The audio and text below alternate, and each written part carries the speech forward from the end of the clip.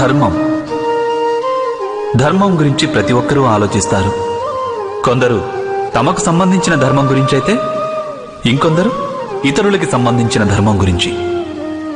ఇతరుల అధర్మాలను గురించిన చర్చలు జరుగుతూనే ఉంటాయి. ధర్మం గురించి ఆలోచించిన వారు నిజానికి ఎవరూ ఉండరనే చెప్పాలి. ఇంతకీ వాస్తవానికి ధర్మం అంటే ఏమిటి? దాని గురించి ఎవరైనా తెలుసుకోగలిగారా? ధర్మం మనిషిని అతని సాటి మనుషులతో, సమస్త సృష్టితో కలిసి సుఖంగా జీవించమని చెప్తుంది. ఈ కారణం చేతనే కేవలం ఒక ధార్మిక స్థలంలోనే మనిషికి ఎల్లప్పుడూ శాంతి లభిస్తుంది. అలాంటి అనుభవం మీకు కలగలేదా? అంటే అర్థం ధర్మం మనిషిలోని సంఘర్షణలన్నింటినీ నాశనం చేస్తుంది. మరి దీని అర్థం మనిషికి సాటి మనుషులతో ఎలాంటి సంఘర్షణలు ఉండవని కాదు కదా? ఆలోచించండి. అంటే ప్రేమనేది ఉన్న చోట సంఘర్షణ ఉండక తప్పదా? మీరు అవునంటారు కదా, ఖచ్చితంగా ఉంటుందంటారు.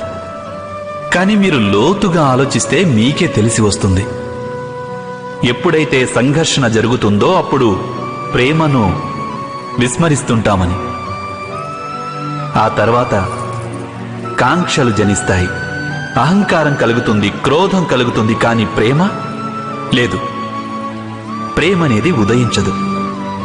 ఎందుకంటే ఎక్కడ ప్రేమ జనిస్తుందో అక్కడ అన్ని వివాదాలు, అన్ని సంఘర్షణలు, అన్ని గొడవలు నశించిపోతాయి.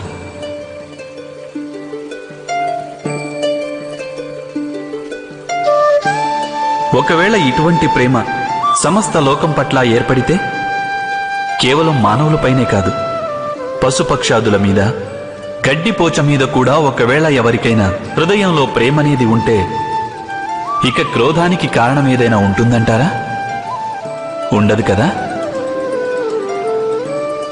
ఒక వ్యక్తి హృదయంలో ఇంకో వ్యక్తి గురించి ప్రేమభావం మొలకెత్తితే, ఆ ప్రేమభావనే సమస్త సృష్టి మీద చూపిస్తే దానిని కరుణ అంటారు.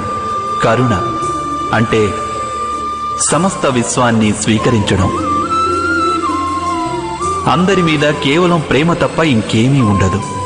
ఎక్కడా ఇంకొకరితో విరోధం అనేదే ఉండదు. కరుణే వాస్తవానికి సమస్త ధర్మాల సారం. ధర్మం ఒకవేళ వృక్షమైతే కరుణే దాని మూలం, దాని జీవం.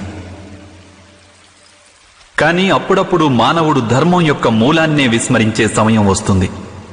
కొన్ని నియమాలకు, సంప్రదాయాలకు బందీగా ఉండిపోతాడు. కానీ కరుణను మర్చిపోతుంటాడు. ఇక ఈ జగత్తు నిండిపోతుంది సంఘర్షణలతో, ఈర్ష్యలతో, ఆక్రోశం, క్రోధం, వైరాలతో, అంటే అధర్మంతో. ఇక అప్పుడు పరమాత్ముడు అవతారమెత్తక తప్పదు, మానవులకు వాస్తవిక జ్ఞానాన్ని తెలియజెప్పేందుకు. మహాభారత కథ కూడా ఇటువంటి సన్నివేశాలతో కూడిన కథే.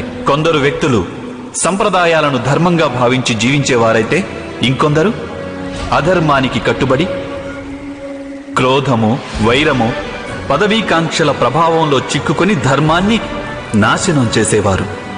వ్యక్తికి సాటి వ్యక్తితో ప్రేమ ఉండేది, కానీ సమస్త విశ్వం పట్ల ప్రేమ ఉండేది కాదు. హృదయంలో, జగత్తులో కరుణ ఉండేది కాదు. ఆ కారణం చేతనే నేను అవతారం ధరించి వచ్చాను.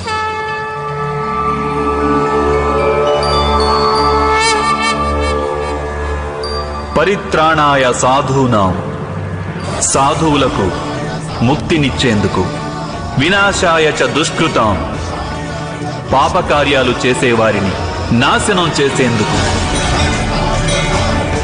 ధర్మ సంస్థాపనార్థాయ, ధర్మాన్ని స్థాపించడం కోసం నేను వసుదేవ సుతుడను ప్రవేశిస్తున్నాను ఈ మహాభారతమనే గాథలోకి.